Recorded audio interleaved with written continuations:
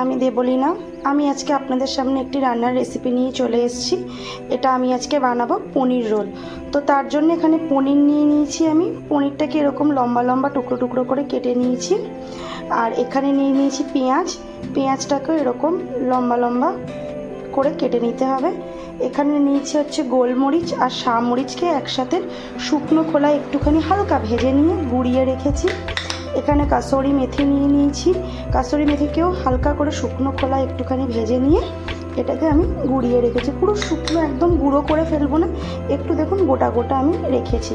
আর লাগছে mayonnaise, chilli sauce, tomato sauce. তো দেখে নিন এবার আমি কি করে রেসিপিটা বানাচ্ছি। এখানে আমি আগে থেকে আটা মেখে রেখেছি। আমি আটা দিয়ে করছি, আপনারা চাইলে ময়দা দিয়ে করতে পারেন। আসলে ময়দা তো শরীরের জন্য খাওয়াটা অতটা ভালো না, আমি ওই জন্য আটা নিয়ে নিয়েছি। আটাটাকে নর্মাল যেরকম রুটির আটা মাখেন ওরকম করেই মাখতে হবে। অল্প করে নুন দিয়ে, পরিমাণ মতো জল দিয়ে, একদম খুব নরম না, একটু শক্ত মতো মেখে রেখে দিতে হবে আধ ঘন্টার মতো। তারপরে ওখান থেকে পরোটার লেচি আমি কেটে নিয়েছি। তো এবার রেসিপিটা শুরু করছি। এখানে আমি গ্যাস জ্বালিয়ে দিয়েছি। গ্যাসটাকে অন করে ফ্রাইং প্যানটা বসিয়ে দিয়েছি। ফ্রাইং প্যানটা গরম হলে এখানে আমি একটু দিয়ে দেবো বাটার। এই যে এখানে আমি বাটার দিয়ে দিচ্ছি। এই যে আমি এখানে বাটার দিয়ে দিয়েছি। বাটারটা দিয়ে সঙ্গে সঙ্গে গ্যাসটাকে কমিয়ে দেবেন, নাহলে কিন্তু বাটারটা পুরো পুড়ে যাবে। তো এবার এখানে আমি সরু করে কেটে রাখা পনিরগুলো দিয়ে দেব। আমি এটা বাটারে করছি, আপনারা চাইলে সাদা তেলেও করতে পারেন, এটা অপশনাল। এটাকে দিয়ে একটুখানি খালি সতে করে নেব। পনিরটাকে সতে করার সময় একটু অল্প গোলমরিচের গুঁড়ো ছড়িয়ে দেব, অল্প একটু কাসুরি মেথি ছড়িয়ে দেব সামান্য পরিমাণে, আর দিয়ে দেব সামান্য পরিমাণে লবণ। লবণটা একদম সামান্য পরিমাণে দেবেন, কারণ বাটারের লবণ থাকে তো, পরিমাণটা বুঝে দেবেন। দিয়ে এবার একসাথে এগুলোকে আমি সতে করে নিচ্ছি।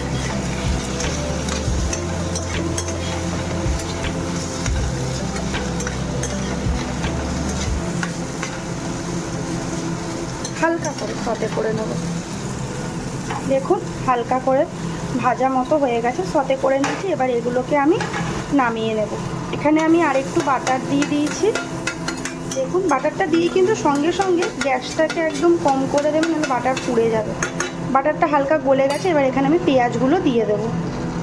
পেঁয়াজগুলো আমি দিয়ে দিচ্ছি।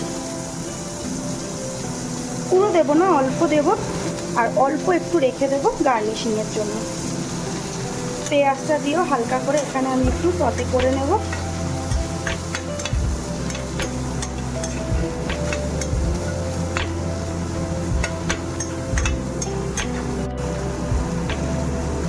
পেঁয়াজটাকে সতে করার সময় আমি এখানে একটু অল্প গোলমরিচের গুঁড়ো দিয়ে দিচ্ছি, আর দিয়ে দেবো সামান্য লবণ। এই সামান্য পরিমাণে লবণ দিয়ে দিচ্ছি, কারণ যেহেতু বাটারে নুন থাকে তো। দিয়ে এবার ভালো করে মিক্স করে নেব।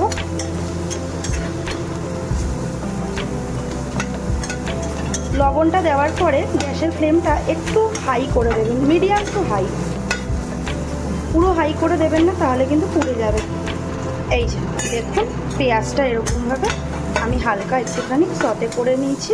এবার এটাকে নামিয়ে আমি পনিরের সাথে মিক্স করে নেব। এই যে দেখুন এবার পনিরটাকে আমি এর মধ্যে দিয়ে মিক্স করে নেব।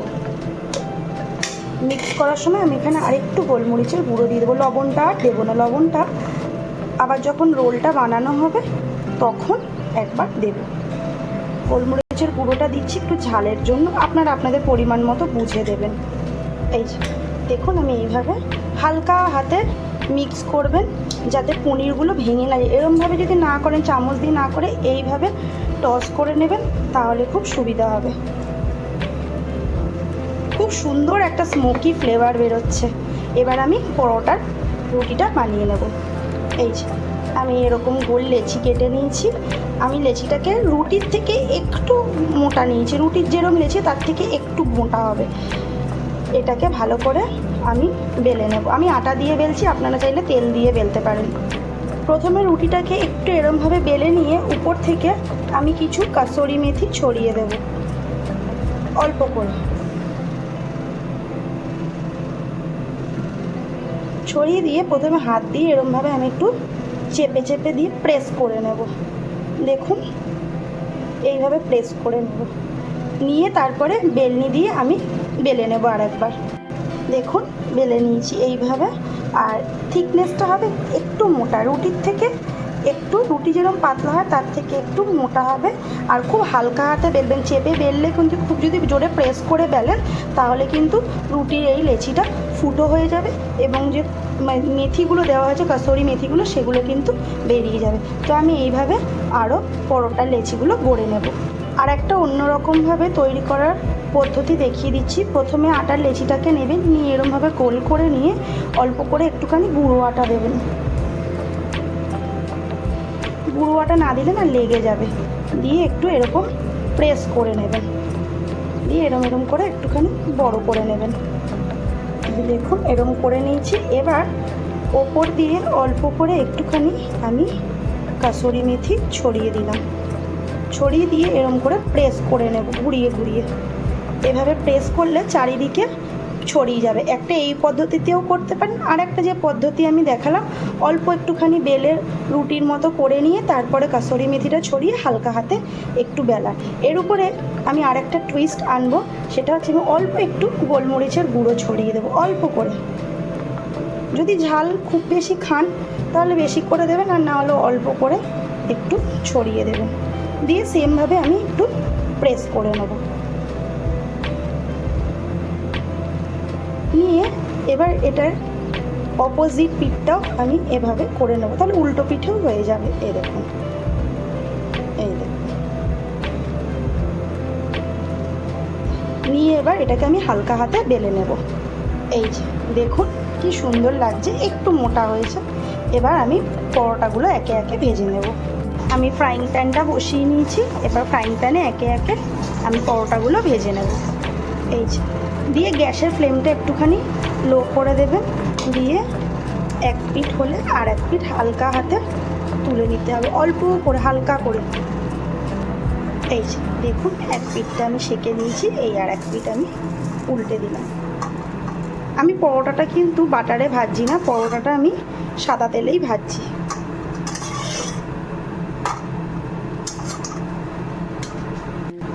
এখানে আমি তেল দিয়ে দিচ্ছি।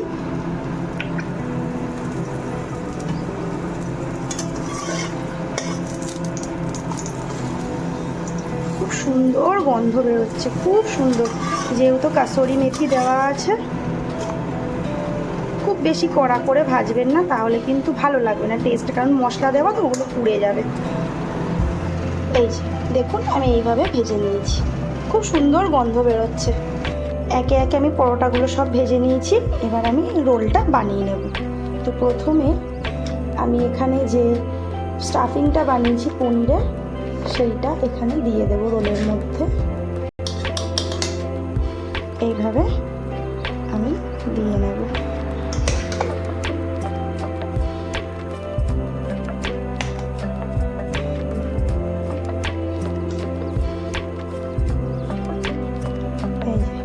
এবার এখানে অল্প একটু গোলমরিচের গুঁড়ো ছড়িয়ে দেবো, অল্প সামান্য পরিমাণে।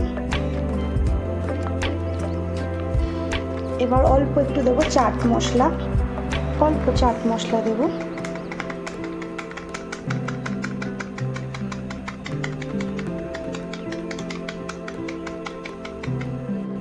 অল্প পরিমাণে বিট লবণ দিচ্ছি, অল্প। এবার এখানে দিয়ে দেবো টমেটো সস,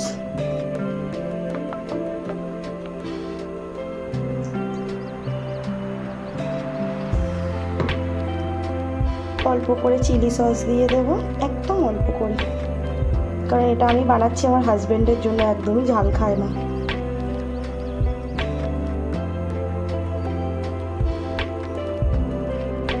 এরপর ওপর থেকে একটু কাঁচা পেঁয়াজ দিয়ে দিচ্ছি।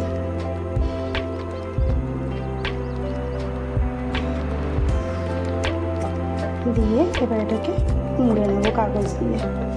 আর একটি তৈরির আমি আপনাদের পদ্ধতি দেখিয়ে দিচ্ছি, এটা একটু অন্যরকম স্বাদের হবে, দেখে নিন। প্রথমে তো পনিরের যে স্টাফিংটা আমি বানিয়েছি সেটা দেবই।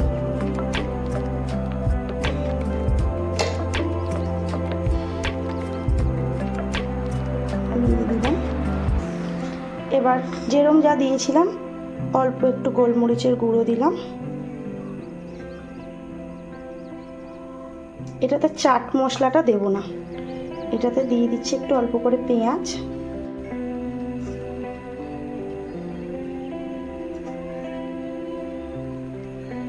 এটাতে দিয়ে দেব টমেটো সস,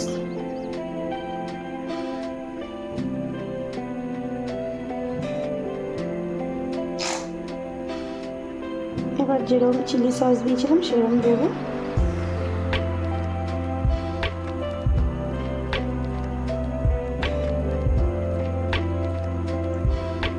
এটাতে টুইস্ট হচ্ছে আমি এখানে মেয়োনিজ দিচ্ছি।